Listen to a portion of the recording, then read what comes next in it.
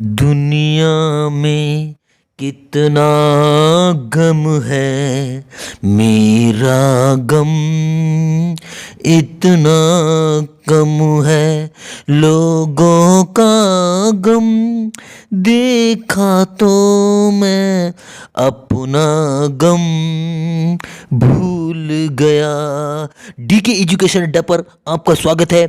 मैं आपका host DK boss. आप हिंदी की मैराथन पर बने हुए हैं और हमारा पहला टॉपिक है अलंकार। आइए अलंकार को समझते हैं। वैसे अलंकार को तीन भेद होते हैं, शब्दालंकार, अर्थालंकार और एक होता है उभय अलंकार। परंतु क्या है, हमारे लिए जो महत्वपूर्ण है वो शब्दालंकार है और अर्थालंकार है। शब्दा और अर्थालंकार हमारे लिए महत्वपूर्ण है और शब्दा और अर्थालंकार में भी लगभग 150 प्रकार के अलंकार है। अगर हम 150 प्रकार के दोस्तों, अगर हम केवल एक या दो नंबर के लिए 150 अलंकार पढ़ेंगे तो हमसे बड़ा बेवकूफ कोई नहीं हो सकता। इसलिए मैंने जो महत्वपूर्ण है, शब्दा में अनुप्रास हो गया, यमक हो गया, शैलेश हो गया, और अर्था में उपमा हो गया, रूपक हो गया, उत्प्रेक्षा हो गया, अतिशयोक्ति हो गया, ब्रह्मभाष्य हो गया और मानवीकरण हो गया। ये क्या होती है, एग्जाम की दृष्टि से बहुत ही ज़्यादा महत्वपूर्ण होते हैं। वैसे महत्वपूर्ण अगर देखे जाएं तो मात्र 6 आते हैं। 99% 99% अनुप्रास, यमक, शैलेश और प्लस उपमा, रूपक, उत्प्रेक्षा ही आते हैं। परंतु क्या है, कुछ जगह अतिशयोक्ति, विरोधाभास और मानवीकरण भी एक आध कभी, और इन तीनों में भी मानवीकरण ज़्यादा इंपॉर्टेंट है। अतिशयोक्ति, विरोधाभास तो बहुत ही कम है। तो सबसे पहले हमें इन तीन को तो बहुत ही ज़्यादा फोकस करना है इस पे भाई, कि शब्दालंकार में अनुप्रास, यमक और शैलेश पढ़ना है और अर्था में उपमा, रूपक और उत्प्रेक्षा सबसे ज़्यादा फोकस में रहनी चाहिए। सही है भैया? जो मेहनत से पढ़ता है उसका ही कद बढ़ता है। सही है वो दोंगा वाले सर जी? चलिए आगे बढ़ते हैं। अब हम समझते हैं कि भैया ये जो अलंकार होते हैं ये होते क्या हैं। अलंकार का मतलब होता है आभूषण। सही है? ये किसके, काव्य के आभूषण होते हैं। अब आप सोचते होंगे यार ये आभूषण का क्या मतलब होता है। जैसे स्त्री के लिए गहने जवाहरात बहुत इंपॉर्टेंट होते हैं, वैसे ही काव्य के लिए भी ये बहुत ज़्यादा इंपॉर्टेंट होते हैं। काव्य का मतलब क्या होता है, एक होता है गद्य और एक होता है पद्य। काव्य का मतलब क्या होता है, जैसे मैं अभी एक गाना गाऊं, दुनिया में कितना गम है, मेरा गम कितना कम है, तो ये क्या हुआ, ये पद्य स्टाइल का हो गया। अब मैं इसी को बोलूं, दुनिया में कितना गम है, मेरा गम इतना कम क्यों है, तो ये क्या हो गया, गद्य स्टाइल हो गया। गद्य का मतलब ऐसे लिखा जाता है। पद्य का क्या है, एक काव, सुर, ताल और लय सब कुछ होती है। तो और सुर और ताल का जो सबसे ज्यादा आभूषण होते हैं वो क्या होते हैं, हमारे अलंकार होते हैं। अगर पेपर में आ जाए इसका शाब्दिक अर्थ क्या है, तो आभूषण। जैसे स्त्री के लिए गहने होते हैं ना, वैसे काव्य के लिए अलंकार बहुत जरूरी होते हैं। सही है? ये दो शब्दों से मिलकर बनता है, अलम और कार से। अब बात करते हैं, वैसे अलंकार शब्दा, अर्था, उभय अलंकार होते हैं, पर हमारे लिए सिर्फ शब्दा और अर्था ही इंपोर्टेंट है। सही है, जो मैंने आपको बता दिया। चलिए आगे बढ़ते हैं।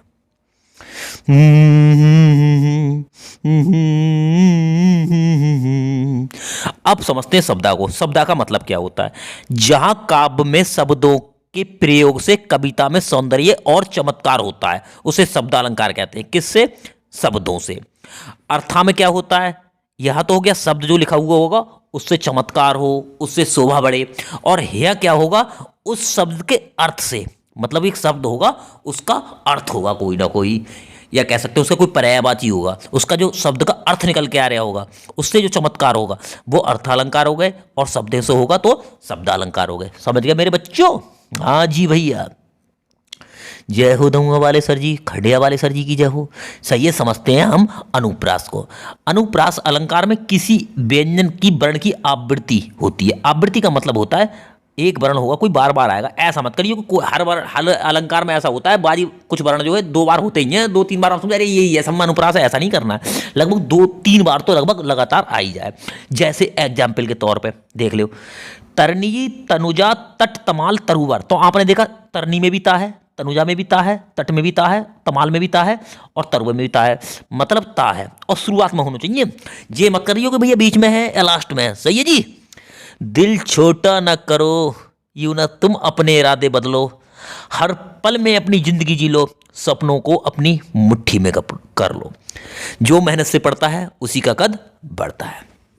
अगला है रघुपति राघव राजा राम।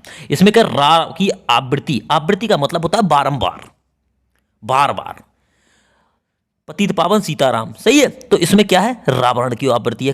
कालंदी कूल कदम, लगभग 3 वर्ण, लगभग कम से कम 3 वर्ण लगातार हो, तो इसमें कावर्ण की बार बार आवृत्ति है। वर्ण वर्ण व्यंजन या वर्ण मतलब इसकी बार बार आवृत्ति है, तो क्या बोलेंगे हम, अनुप्रास होगा। सही है भाई, सही है। आगे बढ़ते हैं।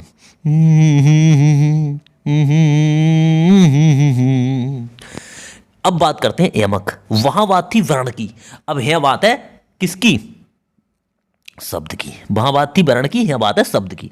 कोई एक शब्द होगा, सिर्फ एक शब्द होगा, बार बार होगा। कोई एक शब्द 2 या 2 से ज्यादा बार होगा, लेकिन हर बार उस शब्द का अर्थ अलग होगा। अगर 2 बार होगा तो दोनों बार अर्थ अलग होगा, 3 बार होगा तो तीनों बार उसका अर्थ अलग होगा। जैसे कि कनक कनकते सैगुनी, मादकता अदकाय, या खाए बो राय जग, या पाए बो राय। हाँ भाई, दूंगा वाले सर जी। कनक कनक ते सौगुनी, मादकता अदकाय, या खाए बोराय जग, या पाए बोराय कबीरा, या पाए बोराय। तो इसका मतलब ये है कि भैया जो कनक है ना, ये कह रहा है, इसके 2 अर्थ हैं। सही है। एक का अर्थ है कि भैया सोना, और दूसरे का अर्थ क्या है, धतूरा। क्या अर्थ है, धतूरा। तो कह रहा है भैया धतूरा खा लेता है इंसान तो मादकता अधिकार है, और अगर सोना ज्यादा मिल जाए तो बोरा जाता है आदमी। क्यों मैं दूंगा वाले सर जी, जैसे खड़वा वाले सर बोरा गए, ज्यादा पैसा हो गया तो। हाँ भैया, जो मेहनत से पढ़ता है उसका ही कद बढ़ता है। चलिए अब बात करते हैं शैलेश की। शैलेश अलंकार, ये भी क्या है, इसका जो शाब्दिक अर्थ होता है वो होता है चिपकना। चिपकने का मतलब है कोई एक शब्द होगा, उसके कई सारे अर्थ निकल रहे होंगे। जब किसी शब्द का प्रयोग एक बार ही किया जाता है पर उसका अर्थ एक से अधिक निकलते हैं। एक मतलब उसमें था, यमक में क्या था, कोई अर्थ बार बार हो, यहाँ क्या होगा, एक शब्द होगा, सिर्फ एक शब्द होगा, उसके 2, 3, 4 कितने भी अर्थ निकल सकते हैं। जैसे चरण धरत चिंता करत, चितवत चारहु ओर, सुरन को खोजत फिरे, कभी व्यवहारी चोर। वो भैया कभी व्यवहारी चोर। तो ये कह रहा है भैया कि जो ये सुबरन है ना, सुबरन इसको कभी भी खोज रहा है, कभी ये देख रहा है कि सुंदर सुंदर शब्द मिल जाए मुझे, व्यभिचारी भी सुन रहा है कि मुझे कोई सुंदर कन्या मिल जाए भैया। क्यों तो हुआ वाले सर जी, हाँ। और चोर भी कह रहा है कि मुझे स्वर्ण मुद्रा मिल जाए। तो इसको सुरन का 3 अर्थ है, अपने अपने हिसाब में ले लिया। कभी अपने हिसाब में ले रहा है, व्यभिचारी अपने हिसाब में ले रहा है, और चोर अपने हिसाब में ले रहा है। सही है भाई, जो मेहनत से पढ़ता है उसका ही कद बढ़ता है। थोड़ा एतवार रखना, थोड़ा इंतजार करना, इतना आसान नहीं होता फल सफलता का चलना। सही है भैया, आगे बढ़ते हैं। दुनिया में कितना गम है, मेरा गम कितना कम है। हाँ भैया, अब बात करते हैं उपमा। अगर उपमा का सीधा सीधा किया जाए तो यहाँ तुलना का मैटर होता है। हाँ, जैसे दमुआ वाले खंडिया वाले सर की तरह है, तुलना हो रही है भैया। और दमुआ वाले सर हमारे किसकी तरह हैं, हिम्मत सर की तरह। सही है भैया। चलो भैया, उपमा अलंकार में 2 वस्तुओं के बीच समानता या तुलना होती है, और इससे की तरह जैसे आदि शब्दों के साथ किया जाता है। पहचान, काव्य में सी दिखाई दे जाए, सा दिखाई दे जाए, से दिखाई दे जाए, सम दिखाई दे जाए, सरित दिखाई दे जाए। आंखें बंद करना, उपमा के साथ चले जाना मेरे भाई बंधु को। समझ गए। हौसला तुम चील सा रखना, वारिस से तुम कभी न डरना। हौसला तुम चील सा रखना, वारिस से तुम कभी न डरना। उड़ना तुम बादलों से ऊपर, इतनी ऊंची अपनी उड़ान रखना। डीके एजुकेशन अड्डा आपका स्वागत करता है। अब भैया इसे समझो, ये कह रहा है इसके एग्जाम्पल, मखमल के झूले पड़े, हाथी सा टीला। मखमल के झूले पड़े हाथी सा टीला। किसका सा? हाथी सा हाथी सा टीला। तो टीला की तुलना कैसी? हाथी से की गई। नीला गगन सा शांत हृदय सो रहा। नील गगन सा शांत हृदय। शांत हृदय कैसा है? नील गगन। तो ये सा आ गया, इधर भी सा आ गया। आंखें बंद करो, उपमा के साथ चले जाओ। क्यों भाई? तुम हमारे सर जी की जय हो ना हो। क्यों भैया? चलो मेरे भाई, अब बात करते हैं रूपक। सही है भैया, ये आ गया रूपक। इसमें क्या होता है? जब गुण की अत्यंत समानता के कारण उपमेय में उपमान को बता दिया जाता है। अब ये बात सुन लो, उपमेय में ही उपमान बता दिया है अत्यंत। जैसे अब तक हो रही कि दउआ वाले सर खंडिया वाले सर की तरह हैं, अब हो रही है कि दउआ वाले सर ही खंडुआ वाले सर हैं। पहले हो रही उनकी तरह, अब हो रही है बोइयां भैया। ये बहुत ही समानता। अब इसको समझो, अब इसकी जो परिभाषा है वो पहले समझो। इसमें सबसे जो मैंने नोट करके लिखा है कि भैया 90% संभावना रहती है इसमें योजक चिन्ह होता है। योजक चिन्ह का मतलब ये वाला जो है लगभग होता ही है। पायो जी मैंने राम रतन धन पायो। ये ऐसा भी कह सकता था राम सा रतन धन पायो या राम रतन सा धन पायो। अब ये तो सीधे सीधे कह रहा है कि राम रतन धन पायो, मतलब राम को रतन धन मान लिया है ही। राम रतन धन, राम ही रतन धन है, राम से रतन धन नहीं है। तो ये जो है अत्यंत समानता कर दी। गोपी पद, देखो यहां पे अगर मान लो लगभग 90% इनमें क्या होता है? योजक चिन्ह होता है। अगर योजक चिन्ह देख लो, क्योंकि इनकी काव्य होती है ना, कुछ की भाषा हम समझ जाते हैं, कुछ की बहुत ही डिफिकल्ट होती है। अगर डिफिकल्ट हो तो योजक चिन्ह आप आंखें बंद के साथ रूपक के साथ चले जाना। जैसे गोपी पद पंकज पावन की रज जामे सिर भीजे, और बन सारदी चंद्रिका चादर ओढ़े। चंद्रिका चादर ओढ़े, चंद्रिका सा चादर नहीं है ना सी चादर है। चंद्रिका और चादर के बीच में क्या हो गया है? योजक चिन्ह लग गया। योजक चिन्ह जहां हो 99% यही होता है एग्जाम में। कहीं भी आप देख लेना कि रूपक ही मान लिया जाता है, ज्यादा डीप में जाने की जरूरत भी ना है। सही है। थोड़ा एतवार रखना, थोड़ा इंतजार करना, इतना आसान नहीं होता फल सफलता का चखना। डीके एजुकेशन अड्डा आपका स्वागत करता है। सही है भैया। हाँ भैया, अब ये जो है रूपक और उपमा में बड़ी कन्फ्यूजिंग रहती है, इसलिए हम जो है थोड़ा आपको एग्जाम में की वजह से की दृष्टि से कहाँ कहाँ कन्फ्यूजिंग होता है वो कन्फ्यूजिंग को दूर कर रहे हैं आपके। सही है भैया।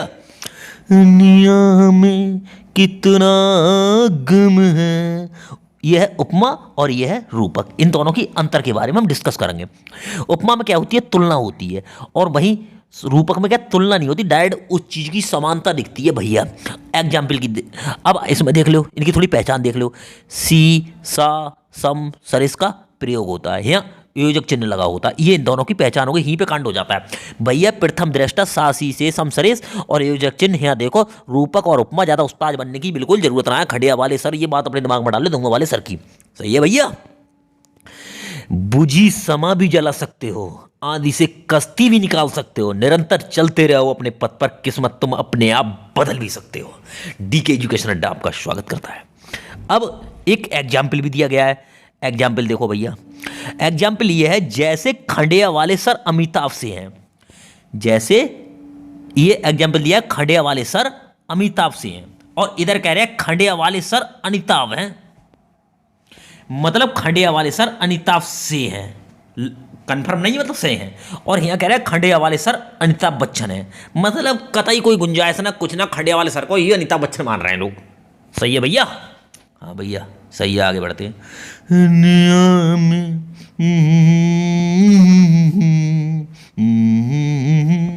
हाँ भैया, उत्प्रेक्षा।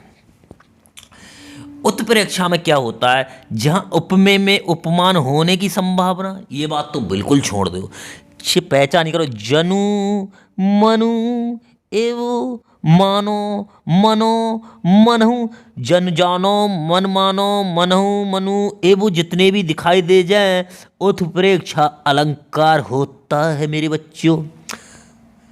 करना वक्त बर्बाद अपना, समय ना यूं बिताना है, कर मेहनत डट कर यूं सपने सच कर दिखाना है। मन मानो जन जानो, मन मानो जन जानो एब। तो अब ये एग्जाम्पल दिया गया है, क्या है देखो।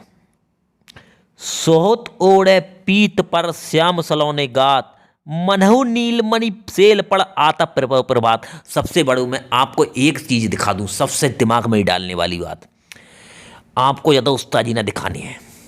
आपको काव्य की छोटा बड़ा नहीं आता, इसका अर्थ निकालने के चक्कर में बिल्कुल ना पड़ने। अर्थ के निकालने के चक्कर में क्या करोगे, अपना समय बर्बाद करोगे आप। आपको ये देखना है कि कहाँ सीसा है, कहाँ योजक चिन्ह है और कहाँ मन मानो जन जानो है। तो हमने क्या देखा बच्चों, देखो ये जो है मनु है, ये हमने पहचान लिया। हम प्रथम दृष्टया समझ गए कि भैया इसमें कौन सा होगा, उत्प्रेक्षा होगा। आंखें बंद करी, उत्प्रेक्षा लगा के और हम चले आए, बस। ये वाले सब देख लो, ज़्यादा उस्ताद बनने की कोई ज़रूरत नहीं है। सही है, जैसे खंडे वाले सरस करते हैं और हमेशा फेल हो जाते हैं। अब सुनो, अतिशयोक्ति। अतिशयोक्ति को मतलब होता है गप्पे मारना। ये भैया, अरे हमारे यहाँ तो भाई ऐसी भैंस है दमुआ वाले सर के यहाँ जो 500 लीटर दूध देती है। खंडिया वाले सर कह रहे हैं अरे भैया हमारे यहाँ ऐसी बकरी है जो एक टाइम में 40 लीटर दूध देती है। बड़े चढ़ा के बात करना, गप्पे मारना। जैसे कि जब किसी बात को बहुत बड़ा चढ़ा के कही जाता है तो अतिशयोक्ति अलंकार कहलाता है। कि जैसे कि मैं इतना रोया कि उस दिन ताल तलैयाँ सब भर गई। ऐ भैया दंगा वाले सर जी या खंडिया वाले सर जी, कोई इतने रह सकता ताल तलैयाँ भर जाए? ये तो गप्पे वाली बात है ना, तो गप्पे समझ जाओ, ये गप्पे ही होते हैं। सही वाले को। अब दूसरा एग्जाम्पल देख लें। तुम्हारी ये मधुर मुस्कान मृत में भी फूंक देती है जान। तुम्हारी ये मधुर मुस्कान मृत में भी फूंक दे जान। ऐसी मुस्कान होती है किसी की जो मरे हुए आदमी में जान फूंक दे, है ना गप्पे? सही है भाई मेरा। आप सुनो, इस पे विचार करो, सोचो कौन कौन से अलंकार हैं। मिलक एक कस्बा है छोटा सा, सही है बच्चों। मिलक क्या है? जहां मैं रहता हूं, जहां से अभी वीडियो बना रहा हूं, ये मिलक है, एक बहुत छोटा सा कस्बा है। मैं तो ये कह रहा है मिलक दिल्ली हमारी कैपिटल है, किसकी? इंडिया की। तो मिलक दिल्ली सा है, मिलक दिल्ली है, मिलक मानो दिल्ली है। सोचो कौन कौन से अलंकार हो सकते हैं। ये मैंने क्या करा है, एक गद्यांश की तरीके से समझाने की कोशिश की है। मिलक दिल्ली सा है, एक तुलना हुई है, ये उपमा अलंकार हो गया। मिलक दिल्ली है भाई, मान लिया, बिल्कुल रूपक हो गया, हालांकि मैंने योजक भी लगा दिया है। मिलक मानो दिल्ली है, ये उत्प्रेक्षा हो गया। सही है मेरे बाल को। तो यहाँ पे कन्फ्यूजिंग बिल्कुल ना होनी चाहिए। अब मैंने थोड़ा ये गद्यांश का मतलब, पद्यांश की भाषा अलग होती है। गद्यांश एक लाइन लिख के इसलिए सिखाया गया कि भैया आराम से तुम्हारे दिमाग में पड़ जाए। सही है जी खैड़ वाले सर जी। भैया हम सब ने ये ठाना है, हर बंदे को गवर्नमेंट जॉब दिलवाना। जो डी के एजुकेशन पर अड्डा पे बना रहेगा, ये समझ लो उसकी मौज ही मौज है। चलिए आगे बढ़ते हैं। अब बात करते हैं विरोधाभास। विरोधाभास के तो शब्द से समझ गए होगे कि विरोधी रोग है। विरोध का आभास, अगर इसका संधि विच्छेद किया जाए तो विरोध प्लस आभास। और कौन सी संधि होगी कमेंट करके बताना। विरोध आभास होता है और वास्तव में इसमें विरोध नहीं होता, वैसे ही खामा खाई विरोध है। हालांकि एग्जाम की दृष्टि से तो बड़ा महत्वपूर्ण है, फिर पढ़ाने पड़ रहा हो भैया, मजबूरी है। सही है, क्या पता 1% आ जाए। अब जैसे हमने लिख दिया ये मैंने पद्यांश लिख के गद्यांश लिख दिया, जैसे कि आराम समझ में आ जाए।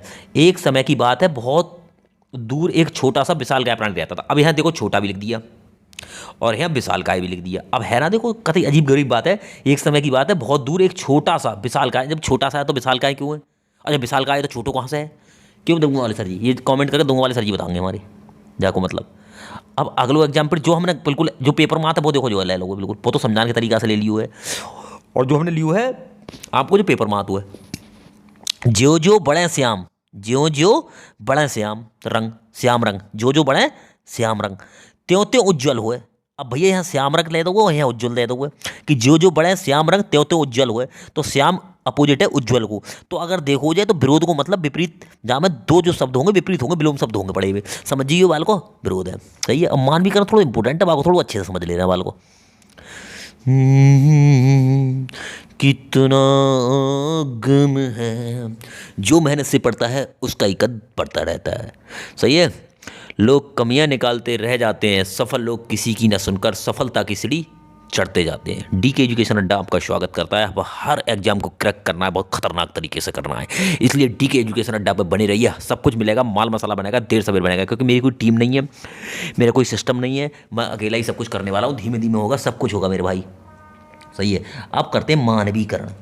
जब प्राकृतिक वस्तुओं में, जैसे पेड़ पौधे बादल आदि में मानवीय भावनाओं का वर्णन हो, कोई प्राकृतिक वस्तु होगी, प्राकृतिक का मतलब भगवान के द्वारा भगवान के द्वारा कह सकते हैं, सही है, श्री राम के द्वारा कह दो, किसी के द्वारा कह दो, ऊपर वाले के द्वारा बनाई हुई चीज़ें नेचुरल होती हैं जिन्हें इंसान नहीं बनाता। जैसे फूल हंसे कलियां मुस्कुराई, क्या कभी फूल हंसते हैं? नहीं हंसते ना, मगर फूल हंस रहे हैं। हंसता कौन है? मानव, हम तो हंस रहे हैं। तो प्राकृतिक चीज फूल है और हंसना मानवीय भावनाएं हैं। तो फूल हंसा और कलियां मुस्काई, प्राकृतिक चीज में मानवीय भावनाओं का वर्णन। जैसे कि मेघ में आसमान से उतर रही संध्या सुंदर परी सी धीरे धीरे, मतलब प्राकृतिक चीजों को ऐसे दर्शाया जाएगा जैसे कोई इंसान कर रहा है। हंसेगा कौन? इंसान, मगर यहाँ फूल हंस रहे हैं। मुस्काएगा कौन? इंसान, हंस रही कलियां। अब कलियां हंसना, फूल हंसना या कलियां मुस्कुराना, इंसान की एक्टिविटी प्राकृतिक वस्तुएं कर रही हैं, सही है। संध्या सुंदरी परी सी धीरे धीरे, अब संध्या उतर रही है, सही है, आसमान से, तो उतरना इंसान को चाहिए, उतर रही है संध्या। तो ये क्या चीज़ है? मानवीकरणित अलंकार है यहाँ पर, सही है। अब कुछ प्रैक्टिस के लिए देने वालों को, चलो शुरू करते हो। काली घटा का घमंड घटा, तो काली घट अनुप्रास, क्या इसमें वर्ण की, देखो सबसे पहले तो जो अलंकार तुम पे आ रहा है उसको देखो। अनुप्रास ऐसे करके देखो, तैयारी करनी है। अनुप्रास अलंकार में वर्ण की क्या आवृत्ति बार बार है? नहीं है। आप ये बस समझना, ये का, ये घा है तो ये घा है, एक से अंत काम न चलेगा, एक तीन से भी नहीं चलेगा, लगातार कंटिन्यू होनी चाहिए, 3-4 लगातार, बीच में कुछ गैपिंग ना होनी चाहिए। वर्ण की आवृत्ति नहीं है।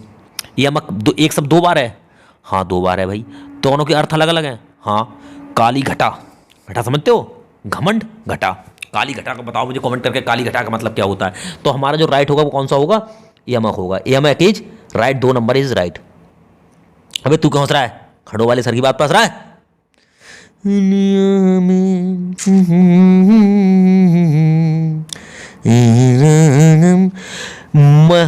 मुदित महीपति मंदिर आए सेवक, सचिव सुमित्र बुलाए। आपने देखा होगा माँ लगातार देखो, माँ आपने देखो सा 3 बार लगातार कंटिन्यू हो, तो माँ माँ माँ सा। माँ वर्ण की आवृत्ति बार बार है, सा वर्ण की आवृत्ति बार बार है। आंखें बंद करके अनुप्रास के संग चल जाना, ज़्यादा उस्ताद मत बनना। 3 वर्ण, 3 लगातार जो व्यंजन 3 मतलब शब्दों में आ जाए लगातार। चलिए आगे चलते हैं। शब्दा अलंकार नहीं है, एक तो अर्था होते हैं और एक होते हैं शब्दा।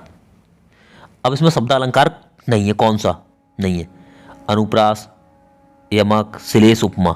इसमें उपमा इज राइट, ये अर्था है। कौन सा है? अर्था है। समझ में आ गई? तो यहां उपमा अलंकार शब्द अलंकार नहीं है। दिल छोटा न करो, यूं ना तुम अपने इरादे बदलो, हर पल में अपनी जिंदगी जी लो, सपनों को अपनी मुट्ठी में भर लो। डीके एजुकेशन अड्डा आपका स्वागत करता है। चलो भैया ये बताओ, सही है। हरिपद कोमल कमल से, हरिपल कोमल कमल से में अलंकार है, कौन सा है बताओ?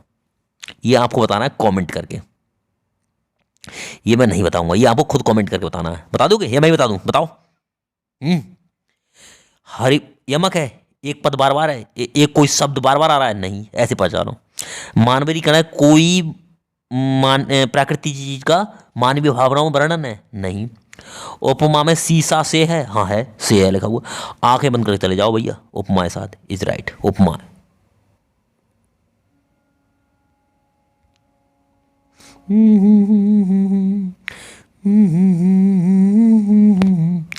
कलियां दरवाजे खोल खोल झुरमुट में मुस्कुराती हैं। अब ये मत कह दिए मेरे वाला कि यहाँ शब्द 2 बार है। अगर शब्द 2 बार है तो दोनों को खोल खोल को अलग मतलब बताइए, जो खोल को का मतलब अर्थ भाव और जो खोल को का अर्थ भाव, अर्थ 2 अलग अलग होने चाहिए, 2 शब्दन के मेरे वाला।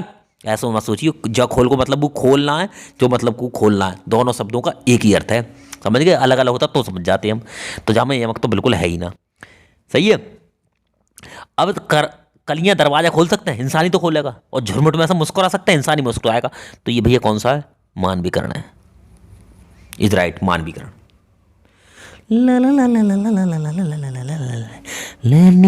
की जाई बाहर, ऐसा मौसम देखा पहली बार, कोयल कुहू कुहू गाए मल्हार। आगे नदियाँ बड़ी अपार, घोड़ा कैसे उतरे पार, राणा ने सोचा इस पार, तब तक चेतक था उस पार। भैया कौन सा अलंकार है? आंखें बंद करो, इसमें बड़ी पड़ा चढ़ा के बात की गई है। आगे नदिया बड़ी पड़ी अपार, घोड़ा कैसे उतरे पार, राणा ने सोचा इस पार, तब तक चेतक था उस पार। सही है। तो ये कौन सा हो गया? अतिशोक्ति हो गया।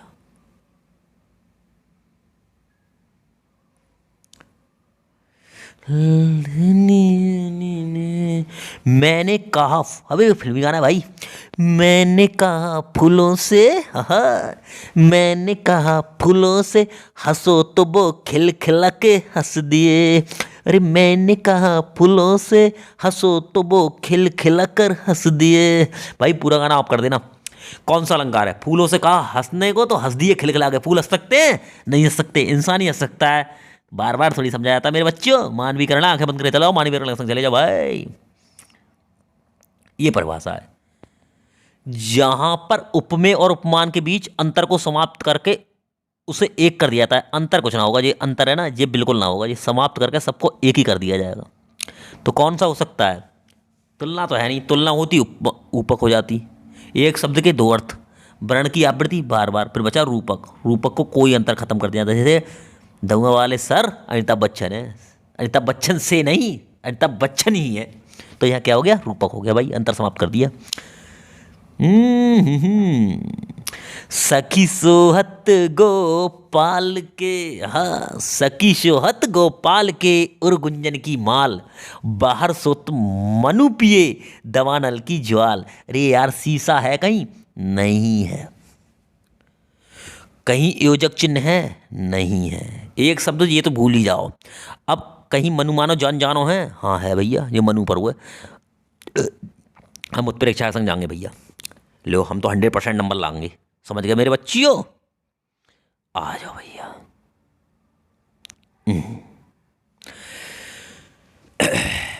जो मेहनत से पढ़ता है उसी का कद बढ़ता है।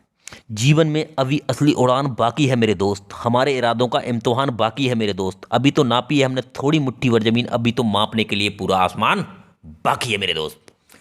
दुनिया आप सुनो। उदित उदयगिरी मंच पर रघुबर बाल पतंग, बिगसे संत सरोज सब, हर्षे लोचन भृंग। इसका अर्थ हमें पता नहीं है। अब हम तुक्का कैसे मारें? जन जानो मन मानो है? नहीं है। शीशा से हम सम है? नहीं है। कोई एक शब्द 2 या 3 या 4 बार है? नहीं है।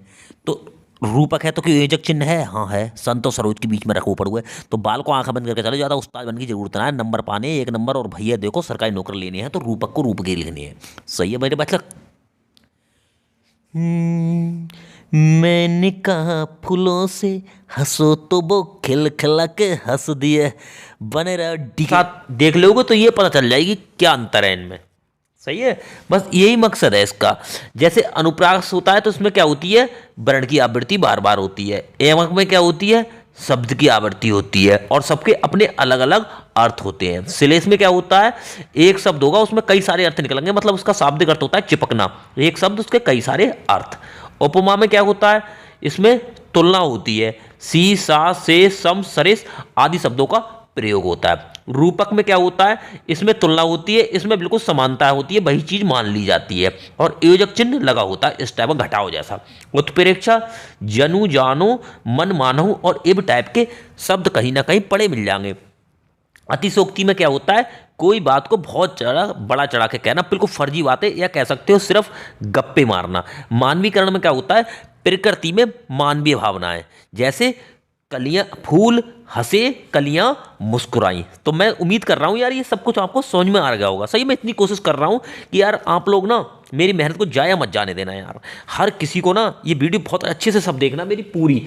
और अब जीएस की भी आने वाली है। सही है। निंदिया से जागी बार, ऐसा मौसम देखा पहली बार, कोयल कुहू कुहू गाए मलार। डीके एजुकेशन अड्डा पर आपका स्वागत है। मैं आपका होस्ट डीके बॉस। चलिए हम मैराथन में आगे बढ़ते हैं। अब इस टॉपिक को हम क्लियर करते हैं, आज इसका पोस्टमार्टम करते हैं कि ब्राह्म चिन्ह क्या होते हैं। हम समझते हैं, और इसमें हम ये भी देखेंगे, इसकी परिभाषा को समझेंगे, इसके मूल अर्थ को समझेंगे, उसके बाद इसकी जितनी परिभाषाएं होंगी विराम चिन्हों की वो समझेंगे। उसके बाद हम क्या करेंगे, अभ्यास करेंगे कुछ क्वेश्चनों पे। सही है, चलिए देखते हैं। विराम चिन्ह का मतलब होता है ठहराव, आराम या रुकना। जैसे मान लो मैंने कह दिया चलिए मैं आता हूँ पे रुक गया भाई, कुछ देर, सेकंड के लिए, कुछ पल के लिए। फिर आगे बोलूँगा मुझे कार खरीदनी है, फिर रुक गया। तो ये रुकना ही जी क्या कहलाता है, हमारा विराम चिन्ह कहलाता है। चाहे हम ऐसे इस्तेमाल करें चाहे ऐसे करें, किन्हीं रूपों में करें, वो सारे क्या होते हैं, हमारे विराम चिन्ह होते हैं। अब हम इसकी बात करेंगे, किसकी, पूर्ण विराम की। तो पूर्ण विराम क्या होता है, हम बोलते समय वाक्य खत्म होने के बाद पूर्ण विराम लगाते हैं। जैसे ये लगा हुआ है, जैसे हम यहाँ लगाते हैं के बाद। सही है, तो हमने अपनी बात जो क्या किया खत्म की, उसके बाद कुछ सेकंड रुक के फिर अगला बात शुरू करेंगे। इसका प्रयोग विस्मयवाचक वाक्य को प्रश्नवाचक वाक्यों को छोड़कर हर जगह किया जाता है। विस्मयवाचक जैसे ये वाला हो गया, प्रश्नवाचक ये वाला हो गया, इनको छोड़कर हर जगह किया जाता है। इसके उदाहरण हैं, लड़का फिसल गया, देखो ये आ गया पूर्ण विराम। सब बच्चे उसके पास गए, फिर आ गया। इसका मतलब ये है कि लड़का फिसल गया, यहाँ पे हमको कुछ देर सेकंड के लिए रुक के फिर सब बोलना है। तो ऐसे बोलना है, लड़के का पैर फिसल गया, रुक गए, सांस ले ली थोड़ी, फिर बोले सब बच्चे उसके पास आ गए, फिर थोड़ा रुक गए। सही है, तो विराम का मतलब ही क्या होता है, थोड़ा ब्रेक लगाना, कम लगाना ज़्यादा लगाना, वो बात की बात है। सही है, अब थोड़ा इसको समझ लेते हैं हम कि भाई ये क्या है। तो इसको समझो पहले। अब वो था पूर्ण विराम, ये है अर्धविराम, कि भाई अर्धविराम क्या है। तो अर्धविराम क्या होता है, जहां पूर्ण विराम की अपेक्षा कम, किसकी, पूर्ण विराम की अपेक्षा कम देर हम रुकें, मतलब अल्पविराम अपेक्षा अधिक देर तक रुकना हो, वहां पर अर्धविराम का प्रयोग होता है। तो उदाहरण तौर पर सूर्यास्त हो गया, पूर्ण विराम की अपेक्षा कम देर, और अर्धविराम की अपेक्षा ज्यादा देर, ये इसके बाद एक अल्प होगा। सही है, तो उसके मुकाबले क्या होता है, अल्पविराम से अधिक देर अर्धविराम का प्रयोग होता है। उदाहरण के तौर पे सूर्यास्त हो गया, देखो लालिमा का स्थान कालिमा ने ले लिया, ये पूर्ण विराम आ गया। तो ये वाला जो है सूर्यास्त हो गया, इसके बाद जो लगा ये अर्धविराम है। ये ऐसे लगता है, देखा ये आपने।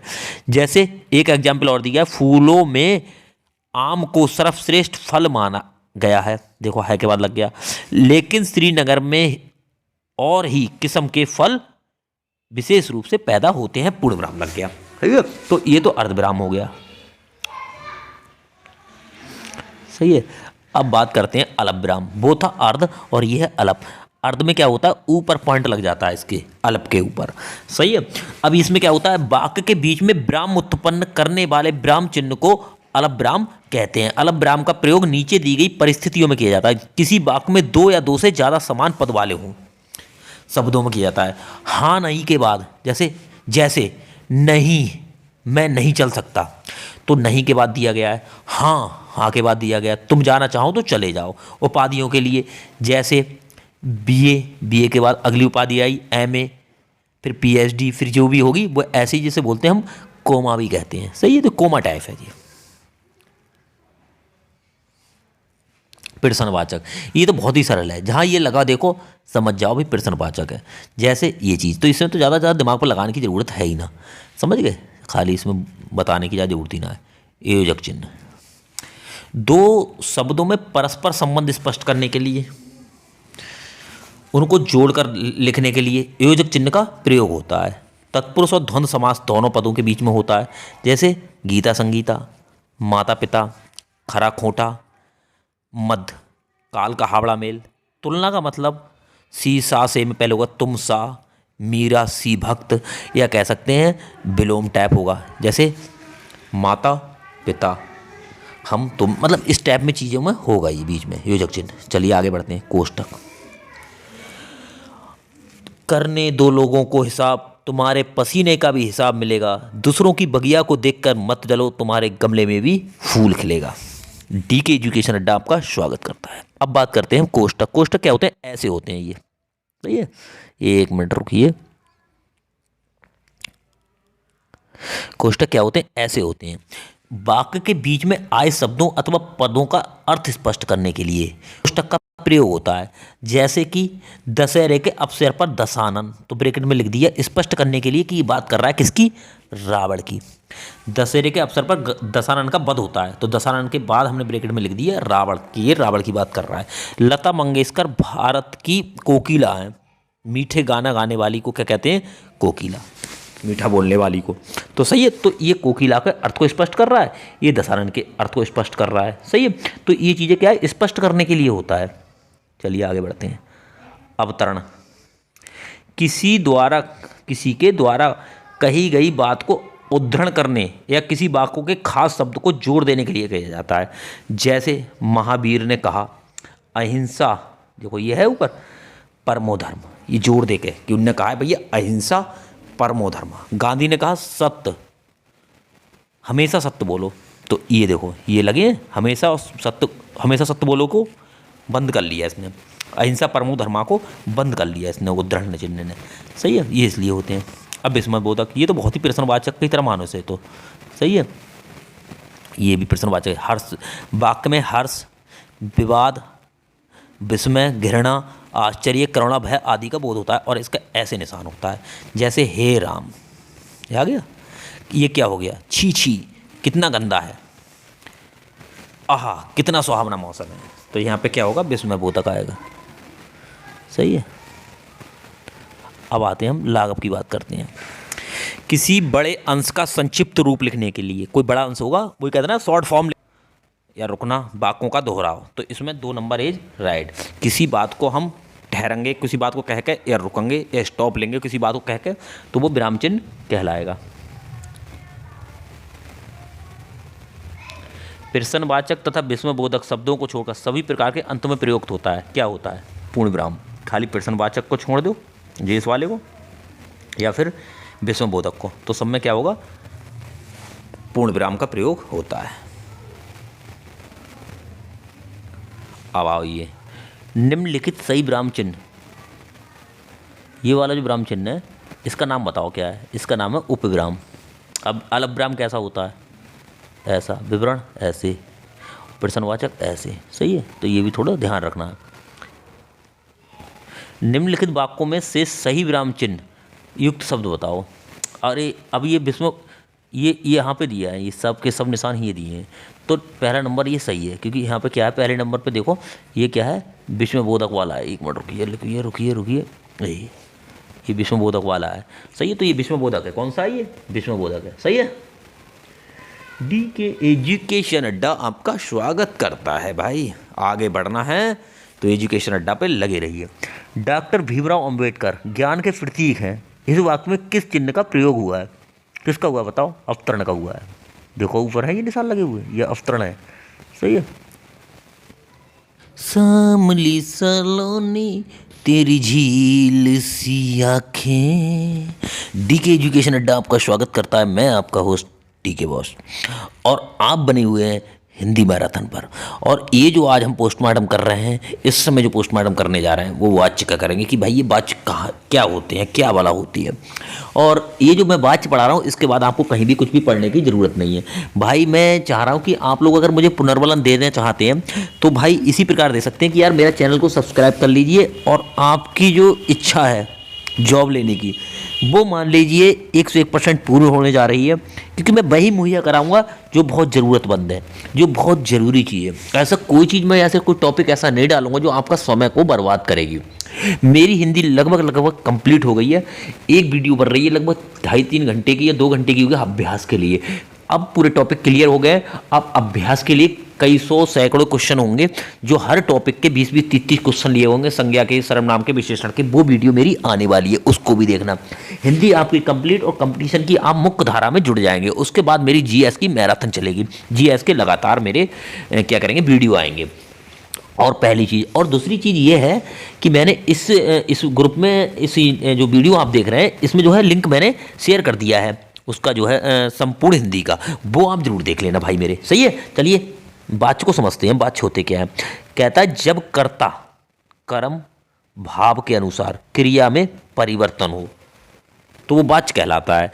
अगर क्रिया कर्ता के अनुसार होगी तो कर्तवाच, अगर क्रिया कर्म के अनुसार होगी तो कर्मवाच, और क्रिया में अगर भाव प्रकट हो रहा होगा तो भाववाच होते हैं। ये इनके तीन भेद होते हैं। कौन कौन से होते हैं वो हम समझते हैं। ये होते हैं तीन वाच। कितने होते हैं? तीन। कौन कौन से होते हैं? कर्तवाच, कर्मवाच, भाववाच। सही है। और तीनों की जो बॉस होता है वो क्या होता है? क्रिया होता है। ऐसा मौसम देखा पहली बार। सही है। अब थोड़ा समझ लो। अब पढ़ने कर्तवाच, कर्ता प्रधान को मैंने कर्तवाच समझना। कर्ता के अनुसार क्रिया का प्रयोग। जैसे घबराल घर जाता है, रीना घर जाती है। अब आपने देखा होगा ये घर है हमारा, पुल्लिंग है। तो पुल्लिंग है तो यहाँ पे क्रिया जो है ती आई है, और यहाँ ताया है। तो घबराल पुल्लिंग है तो घर जाता है, रीना स्त्रीलिंग है घर जाती है। तो यहाँ जो क्रिया जाता जाती लगी है वो किसके अनुसार लगी है? कर्ता के अनुसार लगी है, घबराल और रीना के अनुसार। तो ये कत्री है। सही है। अब यहाँ थोड़ा एक यहाँ लोड लो, थोड़ा सा यहाँ पे लोड लो। महज किताब पढ़ती है या पढ़ता लिखोगे? भाई किताब महज क्या है? पुल्लिंग है, और किताब क्या है? स्त्रीलिंग है। अगर आप पढ़ती करते हो तो किताब के अनुसार लगेगी, और पढ़ता करते हो तो महज के अनुसार लगेगी। अगर अब क्या लिख दो? महज किताब पढ़ती है या महज किताब पढ़ता है? तो आप लिखोगे महज किताब पढ़ता है, और पढ़ता है का मतलब है आप महज के अनुसार लिखोगे, किताब का कोई यहाँ औचित्य नहीं रहेगा। तो महज के अनुसार लिखोगे तो महज एक करता है, तो यहाँ सीधे सीधे कर्तवाच हो गया। इसलिए क्रिया पे हमें ज़्यादा फोकस रखना है। चलिए आगे बढ़ते हैं। करना वक्त बर्बाद, अपना समय ना यूं बिताना है, कर मेहनत डट कर यूं सपने सच कर कर दिखाना है। और डी के एजुकेशन अड्डा आपका पूरा सहयोग कर रहा है, 100% सहयोग करेगा कि आपको जॉब दिलवानी है। डी को एजुकेशन अड्डा पूरा सहयोग करेगा कि भाई आपको जॉब दिलवानी ही दिलवानी है। अब हम समझते हैं कर्मवाच। जब कर्म के अनुसार, किसके? कर्म के अनुसार क्रिया लगे। सही है। जैसे राजेश से लगभग चेहरा क्या।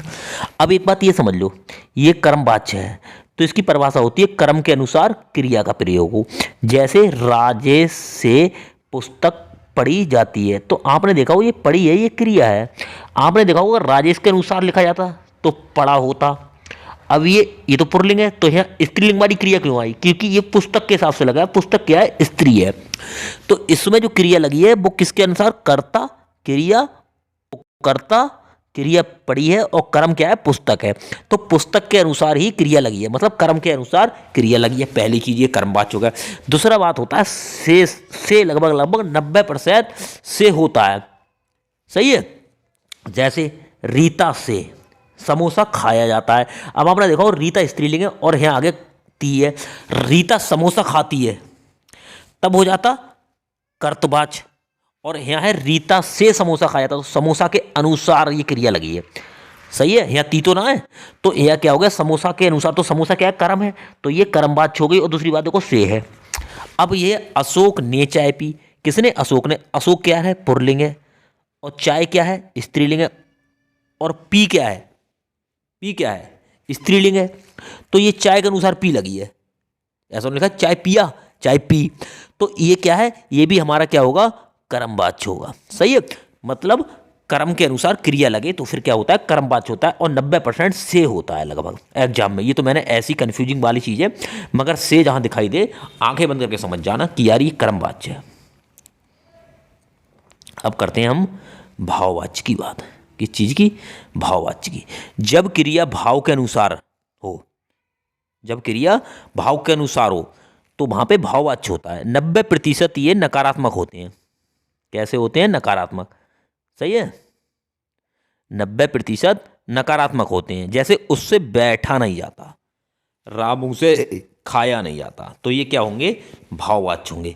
अब थोड़ा और एक चीज को समझ ले और खत्म करें क्या इसको यहीं पे। सही है। रफा दफा कर देते हैं। चलिए वाच्य बताओ। कविता से गाना गाया जाएगा। किससे? भाई मैंने कहा है से जहां होता है वह क्या होता है? कर्म होता है। ऐसे भी हत्यार आई है। और कविता क्या है? स्त्रीलिंग है। गाना क्या है? पुल्लिंग है। और गाया जाएगा ये क्या है? पुल्लिंग ही लगा है। तो ये गाना के अनुसार अगर ई गी होता तब पवित्रता अनुसार होता। अब यहाँ गा है तो ये गाना के अनुसार है, तो मतलब कर्म के अनुसार है। तो पहला क्या होगा हमारा, कर्मवाच्य होगा। क्या होगा, कर्मवाच्य। अब तो पहचाना भी नहीं जाता, तो नहीं आ गया, भाववाच्य कर दिया। कविता गाना गाएगी, सही है, ये गाएगी है और ये कविता है, तो ये स्त्रीलिंग है और ये भी स्त्रीलिंग है, क्रिया भी स्त्रीलिंग के प्रयोग हुई है, कर्म के अनुसार नहीं है। अगर कविता से गाना गाया जाएगा तो होता, तब लगती कर्म, तो ये क्या हो गया, नीचे वाला कत्री हो गया, आ गया, सही है। नाच नाव आंगन टेढ़ा अड़ा आ गया, सही है। तो यहाँ लगभग लास्ट में ना होता है मुहावरों में, और लोकोक्तियों में ना वाली कोई कंडीशन नहीं होती है, पहली चीज। अगला हम पॉइंट करते हैं, मुहावरे केवल गद्यात्मक होते हैं, मतलब एक लाइन में लिखे जाते हैं। जैसे मतलब यहाँ पे ये गा के भी कहे जा सकते हैं, मगर यहाँ ऐसा नहीं होता है, सही है। यहाँ गाने वाला कोई चक्कर नहीं होता है, यहाँ तो सीधे सीधे एक लाइन लिखा होगा। जैसे आग बबूला होना, तो ऐसा थोड़ी लिखेंगे आग बबूला होना, गा के नहीं बोला जाएगा, केवल एक लाइन में बोला जाएगा गद्यात्मक तरीके से, आग बबूला होना। तो मतलब एक केवल ये गद्यात्मक होते हैं। ये क्या होता है, गद्यात्मक और पद्यात्मक होते हैं, मतलब लाइन बाई कही जा सकती है और सुर और ताल के साथ पद्यात्मक गा के भी बोल सकते हैं लोकोक्ति को। अगला है वाक्य रचना में विशेष अर्थ करते हैं, और ये लोक कथन होते हैं। लोक कथन का मतलब होता है एक देहाती क्षेत्र में, अपने ग्रामीण क्षेत्र में इनका बड़ा इस्तेमाल होता है, सही है। ये भी पुराने बुजुर्ग होते हैं, बड़े डायलॉग मार मार के बात करते थे हमारे लोकोक्तियों में, सही है। चलो आगे बढ़ रहे हैं। अब हम बात करते हैं किसकी, मुहावरों की। किस चीज की, मुहावरों की बात करेंगे। अब देखो लास्ट में समझ ना आ गया, देखो यह है समझ ना, देखो है ना, ये ना की बात कर रहा था। आग से खेलना, जानबूझकर मुसीबत में पड़ना, आग बबूला होना, गुस्से में भर जाना, आग उगलना, अतिशय क्रोध, बहुत क्रोधित होना, आसमान टूट जाना, भारी विपत्ति आ जाना, आंखें लाल होना, जैसे हमारे दमुआ वाले सर की है, गुस्से से लाल दिखना। तो कुछ चीजें तो आप बेसिक जानते ही होगे, सही है। बाकी लास्ट में इनका अभ्यास भी करेंगे हम। अगला है ये,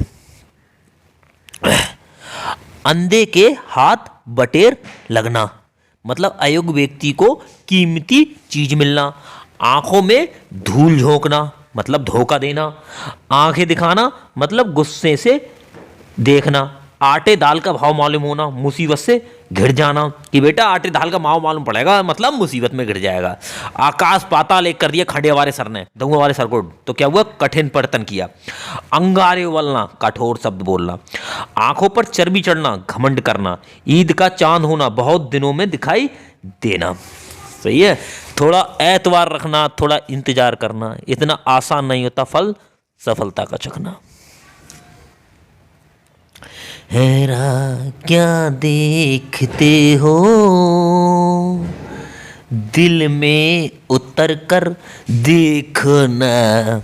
अगला है ईंट से ईंट बजाना, लास्ट में देखो सब में ना है नहीं है, ईंट से ईंट बजाना, टहस नहस, या बहस नहीं होना था, टा होना था, टहस नहस। उल्लू का पट्ठा, मामूर्ख होना, उल्लू सीधा करना, स्वार्थ सिद्ध करना, औखली में सिर देना, जानबूझकर विपत्ति में फंसना, ऊधो, ये भैया वेरी इंपॉर्टेंट है, ऊधों का ना लेना, माधव का ना देना, किसी से कोई मतलब नहीं, ऊधों का ना लेना, माधव का ना देना, लेने देने से कोई मतलब ना हो। कान भरना, चुगली करना, कीचड़ उछालना, कलंक लगाना, कोहलू का बेल होना, हमेशा काम करते रहना। तो ये चीज़ें तो आपको लगभग पता होंगी। थोड़ी लोकोक्तियों में थोड़ा अलग है, कठिन स्तर होता है। लोकोक्तियाँ ये मतलब ज़्यादा रहता है कि यार लोकोक्तियों में आने की संभावना ज़्यादा रहती है। खार खाना, ईर्ष्या करना, गाल फुलाना, गाल फुला लिए दूंगा वाले सर जी, मतलब रूठ गए। गड़े मुर्दे उखाड़ना, पिछली बातों को उखाड़ के रखना है। चार चांद लगा दिए और सुंदर लगना, छाती फुलाना, अभिमान करना, दांत खट्टे करना, पराजित करना, नमक मिर्च लगाना, बात को बड़ा चढ़ा के कहना, हाथ पैर का मैल, ये हाथ का मैल तो क्या तुच्छ, बहुत छोटी बात है कि भी हाथ पैर का मैल। अब बात करते हैं लोकोक्तियों की, सही है, जो देहाती चीज़ें होती हैं, जो मैंने वही इसमें लिए हैं मुहावरे और लोकोक्ति, जो एग्जाम की दृष्टि से बहुत ज़्यादा महत्वपूर्ण है। वरना हजारों लोकोक्ति और मुहावरे कहाँ तक पढ़ोगे, एक नंबर के चक्कर में ऐसा थोड़ी है हजारों पढ़ोगे यार, समझ गए। इसलिए बेसिक चीज़ें कंप्लीट रखो, आराम से 100% नंबर हासिल करो, समझ गए। हौसला तुम चील सा रखना, वारिस से तुम कभी ना डरना, उड़ना तुम बादलों से ऊपर, इतनी ऊंची अपनी उड़ान रखना, सही है। अब आओ लोकोक्तियाँ पढ़ते हैं। अधजल गगरी छलकत जाए, इसको क्या पद्यांश के रूप में देख लो। अधिक जल गगरी झलकत जाए, छोटे लोग अधिक घमंडी होते हैं। आंधी पीसे कुत्ता खाए, कोई काम करे और लाभ कोई और ले जाए। आंख का अंधा गांठ का पूरा, मूर्ख है परंतु अत्यधिक स्वार्थी है। देखे होंगे कोई सेक चिल्ली टाइप आदमी होंगे मगर स्वार्थी बहुत होंगे, लगेंगे एक नंबर के बेवकूफ है। आधा तीतर आधा बटेर, धूर्ता व चालाकी दिखना, ऊंट के मुंह में जीरा, ये तो जानते ही होगे। अधिक खाने वाले को थोड़ा सा देना, सही है। अब आ जाओ भाई।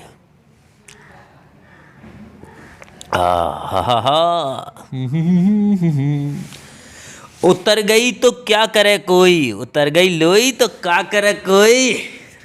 लोई होना था या लोई, उतर गई लोई तो क्या करे कोई। निर्लज व्यक्ति। एक पंथ दो काज, एक पंथ दो काज, तो इसमें एक साथ दो काम होना। एक और एक होता है 9 2 11 होना, और एक होता है 1 और 11, 1 और 1 11 होते हैं। तो संगठन में ही शक्ति होती है जब 1 और 1 11 हो जाते हैं तो मिलकर। कंगाली में आटा गीला, संकट पर संकट आना। कहाँ राजा भोज कहाँ गंगू तेली, दो आसमान हस्तियां, एक बहुत पैसे वाले और एक कम पैसे वाले, जैसे दंगे वाले और खंडिया वाले सर हमारे। काठ का उल्लू, ये भैया काठ का उल्लू है ना, ये बहुत इंपॉर्टेंट है, बहुत एग्जामों में आया जी, वेरी इंपॉर्टेंट है। महामूर्ख व्यक्ति कहते ना काठ का उल्लू है।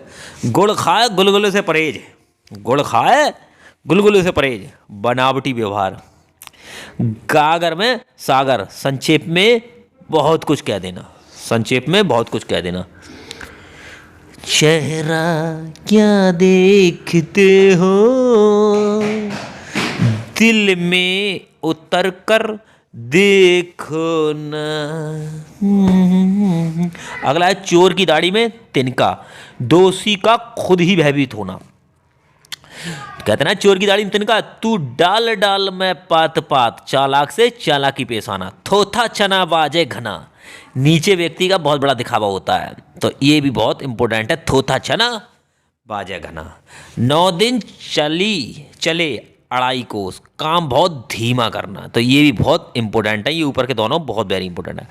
बगुला भगत ढोंगी, कहते नहीं बगुला भगत मछली खाता है फिर भी बगुला भगत कहलाता है।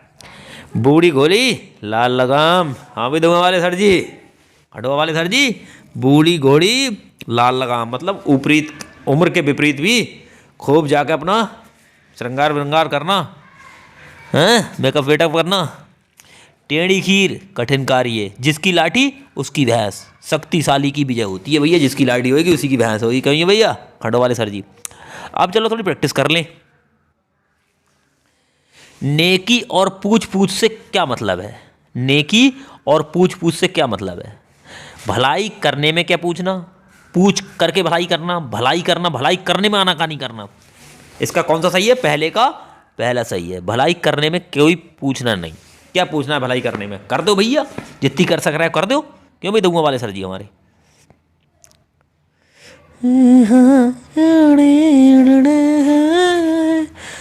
ढाक के 3 पात, लोककृति कहते हैं ना, ढाक के 3 पात बता रहे हैं, इसका क्या मतलब है। ढाक भाई ढाक के 3 पात हैं, कई साल हो गए मगर ढाक के 3 पात बताते रहे। स्थिति में कोई भी परिवर्तन नहीं होना, पहला नंबर इज राइट।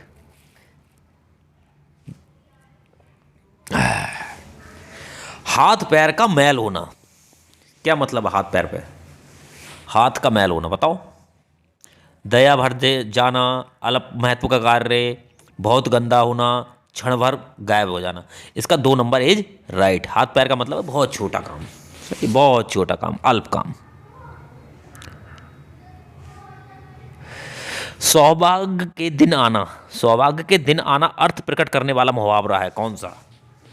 सिंहासन डोलना, सितारा बुलंद होना, शान पर चढ़ना, सामत आना, कौन सा है ये भैया। 2 नंबर इज राइट, सितारा बुलंद होना। बुझी समा भी जला सकते हो, आंधी से कश्ती भी निकाल सकते हो, निरंतर चलते रहो अपने पथ पर, किस्मत तुम अपनी बदल सकते हो। ना कभी हिम्मत हारना, ना कभी पीछे मुड़ना, मुश्किल जितनी भी हो जीवन में तुमको बस आगे बढ़ना। डी के एजुकेशन अड्डा आपका स्वागत करता है। चेहरा क्या देखते हो, दिल में उतर कर देखना। कागज की नाव, मुहावरे का सही अर्थ है क्या है? कागज की नाव। मतलब कागज की नाव को तो पता ही होगा, जब चाहें राम भरोसे चलती है, सब चीज काम खत्म। तो इसका मतलब होगा क्षण भंगुर, क्षण भर में खंडित हो जाएगी। तो 5 में का चौथा इज राइट भैया। अय्या। थाली का बैगन, थाली के बैगन देखें, सिद्धांतहीन और मौकापरस्त, उपयुक्त दोनों ही सही हैं। सिद्धांतहीन कह सकते हो या फिर मौकापरस्त लोग थाली के बैगन। चांदी का जूता मानना, चांदी का जूता माना बहुत ओछे लोग, उत्कोच, वेरी इंपॉर्टेंट है। उत्कोच होते हैं, चांदी का जूता मानने वाले को कहते हैं उत्कोच, वेरी इंपॉर्टेंट, बहुत ओछा व्यक्ति, ऊंची सोच वाला। आवेल मुझे मार, आवेल मुझे मार, इसका क्या है? तो इसका तुम क्या करोगे, कमेंट में बताओगे मुझे भाई कि इसका क्या होगा। कठिन कार्य संपन्न करना, जानबूझकर संकट में फंसना, बैल के सामने जाकर मरना, जान की परवाह ना करना। अगला सुनो, 3 लोग से मथुरा न्यारी, 3 लोग से मथुरा न्यारी, इसका क्या होगा लोकोक्ति का अर्थ? इसका सब तो पहला ही सही होगा भैया, सबसे अलग विचार रखना, सबसे अलग विचार रखना। चलिए, अंतर के पेट खोलना, अंतर के पेट खोलना, इस मुहावरे का सही अर्थ क्या होगा? अंतर के पेट खोलना, इसका अर्थ है विवेक से काम लेना। 10 का चौथा नंबर इज राइट, ये भी बहुत इंपॉर्टेंट है। सही है। अलंकार भी इसमें शामिल मैंने कर लिए हैं, और इस वीडियो में आपने अगर अलंकार ना देखो तो अलंकार देख लेना, अलंकारों को बहुत अच्छे से मैंने समझाया है, और इसके बाद आपको अलंकार अलग से देखने की कोई भी ज़रूरत नहीं है, इसलिए बने रहो डीके एजुकेशन अड्डा पर। चलिए, प्रश्न नंबर 11, काठ का उल्लू, काठ का समझ रहे हो, काठ का उल्लू, उल्लू नहीं है काठ का है, लकड़ी का उल्लू है, बिल्कुल बेवकूफ़ है तो निमट मूर्ख।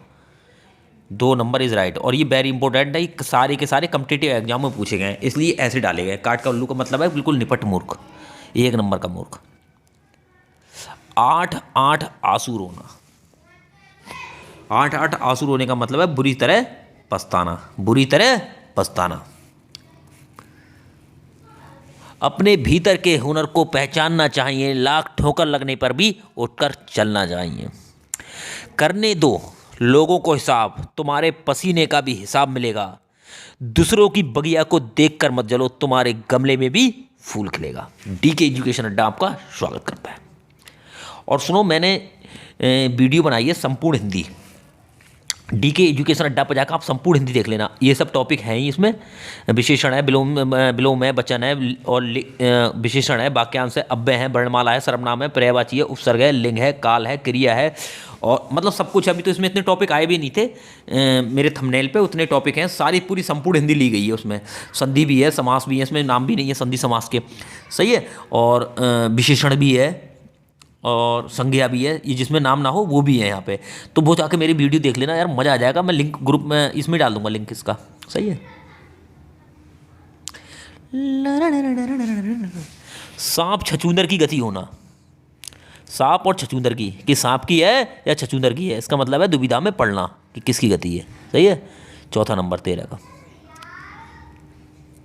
गूलर का फूल होना, गूलर का फूल होने का मतलब है कभी ना दिखाई देना, कभी ना दिखाई देना।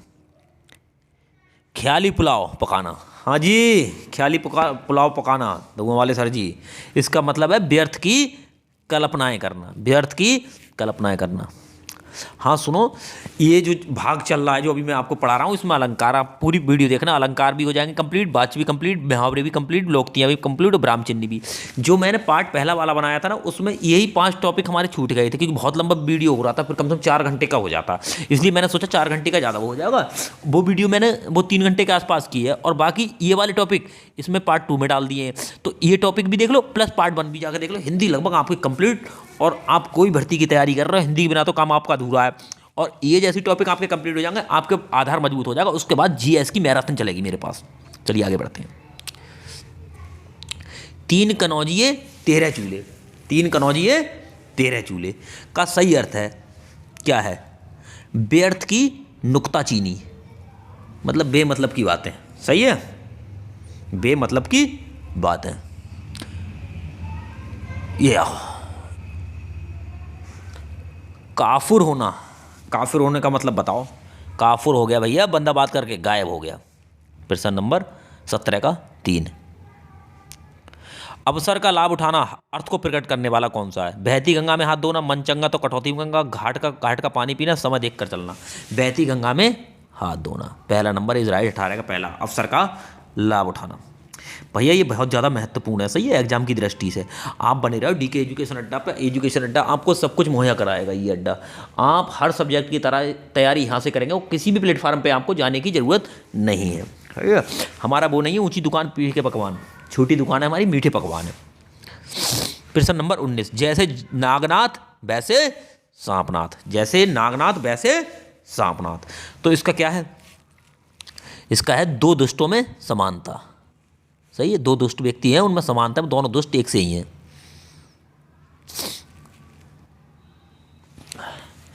और लास्ट क्वेश्चन है गाल बजाना, इसका क्या अर्थ है? गाल बजाने का मतलब है डींग हाँकना, इधर उधर की गप्पे मारना, बेमतलब की बात करना।